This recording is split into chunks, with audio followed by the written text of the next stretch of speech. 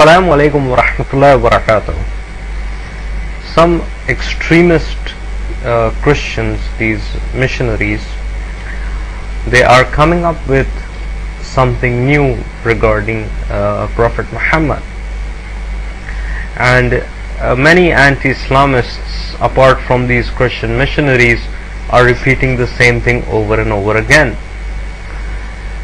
and they claim that the Prophet Muhammad, he practiced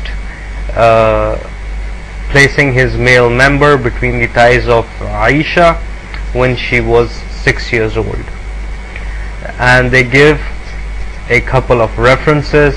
One of the most famous references that they use is an audio recording of a fatwa which states someone has placed a question and the person is replying in the form of a fatwa. This audio recording is basically available on a Christian website. It is a Christian website in Arabic, and this website hosts this audio file. So as far as the authenticity of the audio file is concerned, it can hardly be taken as to be authentic because it is being hosted by a Christian site only.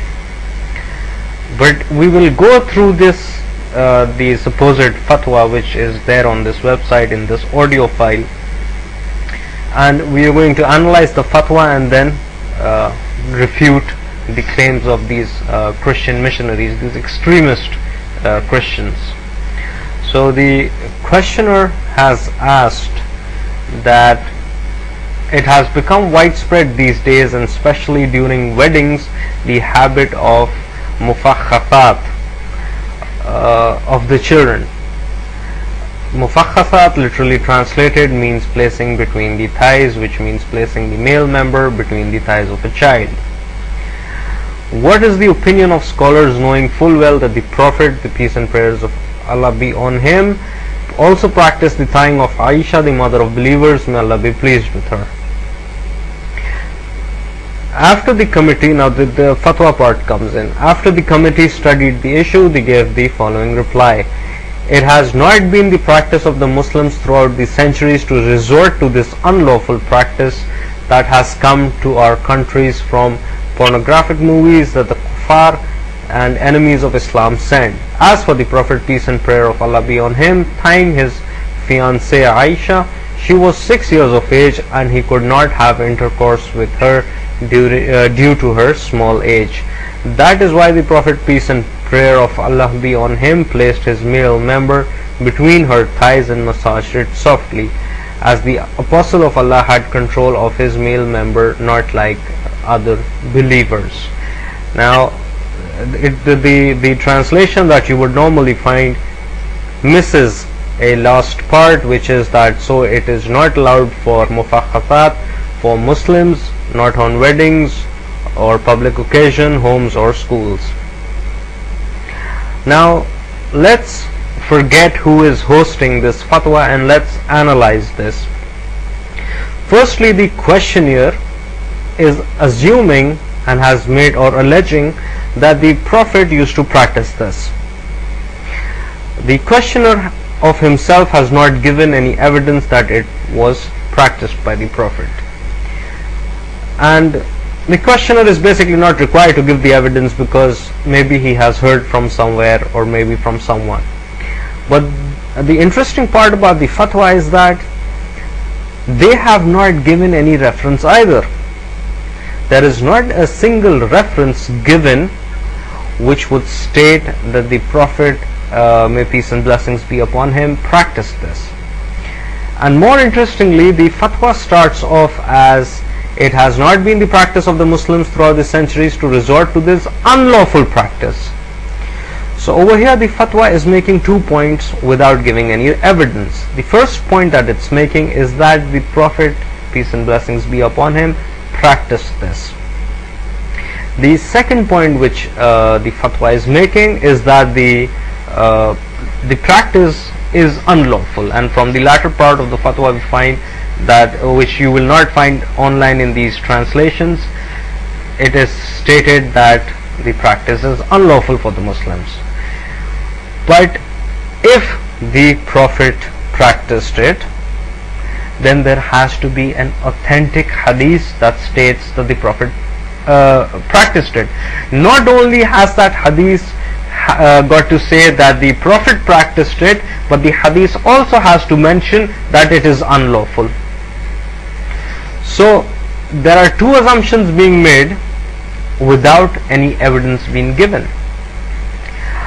Now I would like to ask these Christian missionaries, these extremist Christian missionaries, that I challenge you to show me one authentic Sahih hadith which has this information. The hadith has to have the information that the Prophet practiced it with Aisha when she was 6 years of age. If you fail to produce any such evidence, then it is useless for you to repeat like a parrot over and over again these same lines, because as long as there is no Sahih hadith which can prove this, this is not the part of Islam. So bring forth the Sahih hadith or remain silent. These teachings are actually found in the Talmud, in the Mishnah, where it states that a child 3 years and 1 day of age can be betrothed by sexual intercourse. And Gemara, which is also part of the Talmud, actually confirms this, and it states a rabbi is taught a girl of the age 3 years may be betrothed by intercourse. So these are actually teachings which are found in the Talmud, but the Christian missionaries, they don't have any evidence, because these people, they have become so desperate because they cannot argue on theological issues, because it is very difficult for them to explain the theology of Christianity. They cannot even explain the Trinity. So they cannot argue on and discuss on theological issues. They cannot discuss on the Muslim word of God, that is the Quran, and the Christian word of God, that is the Bible. They cannot discuss on that. So now they run to anything that they can lay their hands upon, even if it has no evidence attached to it. I repeat my challenge, bring me one Sahih hadith. You people have access to all the books of the Sahih Sitta. Bring me one Sahih hadith that states that the Prophet, may peace and blessings be upon him, practiced it.